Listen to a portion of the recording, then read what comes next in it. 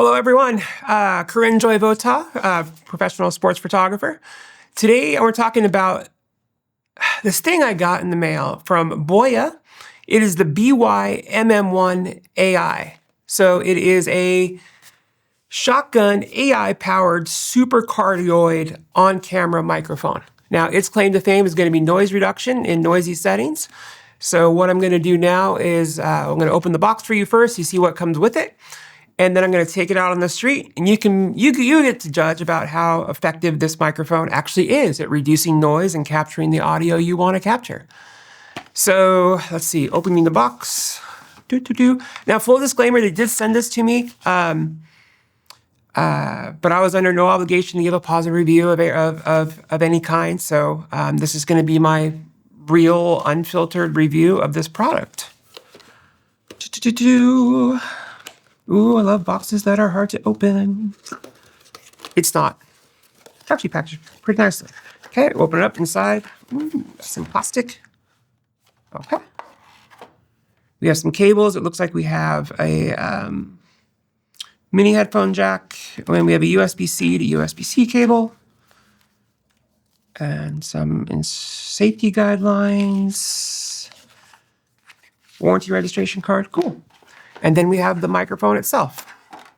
Well, that is extra furry. Pulling it out. That is a seriously thick windscreen. I want to say it's a lot thicker on the inside too than any I've used before. So we'll try it with and without and see what happens. This is the microphone itself. Seems to have a really nice metal build. Couple buttons on there. It looks like we have like a volume selection. We have a power, attenuation, the USB-C jack, little BOYA branding at the end. Yeah, looks like a mini shotgun microphone. What else we got? Oh, it also comes with a shock mount. So cool. I'm going to take this out in the world and let's see how it sounds. And now we're going through the BOYA. It has two different modes. There's a blue and a green. I guess I'll figure out what those mean here in a minute when I go back in. But this is the BOYA with the windsock on in the blue mode. This is the BOYA with the windsock on in the green mode. I'm going to pull off the windsock.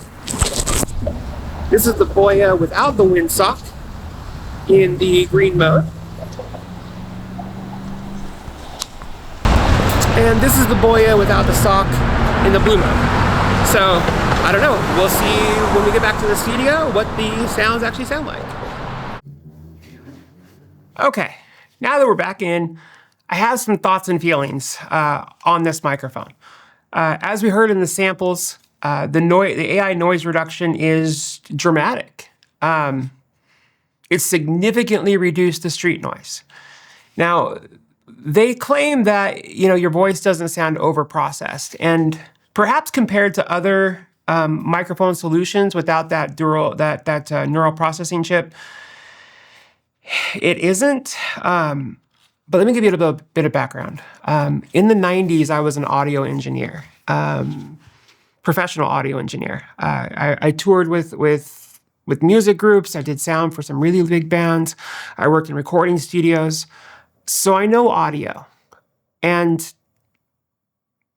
to me, it sounded pretty processed. But if you're in that situation where you're on the street and you need to capture audio, you're live streaming, you're vlogging, you need something like this to do that.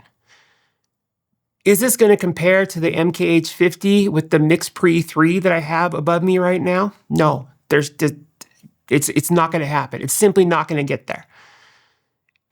But me, even as an audiophile, would I find purpose for this microphone?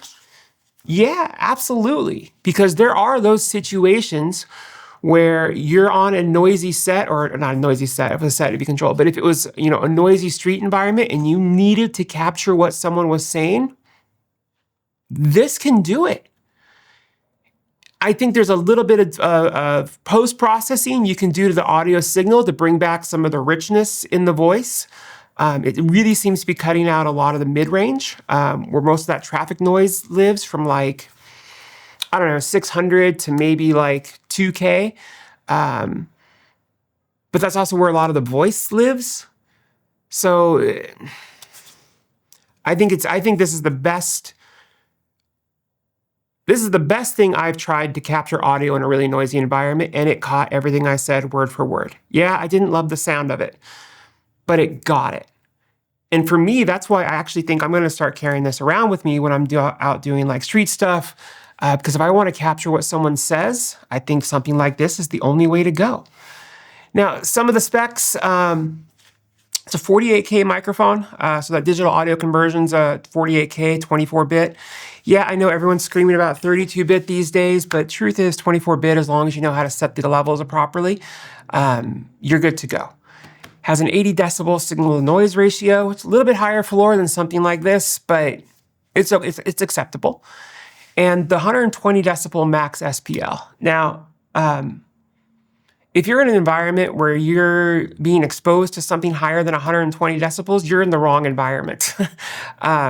Your rock, like, concerts have actually gotten a little bit quieter over the years because we've realized this, but your average loud rock show is kind of around that, peaks at 105 decibels. Jet engines, 134 decibels. So you're fine with this. But still, they wanted to call that out. You get the USB-C jack. The green mode, the blue mode I was talking about earlier, the blue mode is just kind of the natural, default microphone. The green mode has the AI noise suppression activated. Battery life, they're touting 30 hours, which, no one's going to walk around and stream for 30 hours. So as long as it's a few hours, it's good enough for pretty much everyone. Perhaps even like a restaurant, like if I was doing an interview in a restaurant, I would be okay using something like this. I think it would remove that noise from the background. Overall, my opinion is it makes sense for limited situations, but if you're in those limited situations, those vloggings, those man on the street, walking down the street, noisy restaurant, and you need to capture audio, I think something like this is absolutely a necessity. Anyways, let me know what you think. Karinjoy Bota, sports photographer, and we'll see you on the pitch.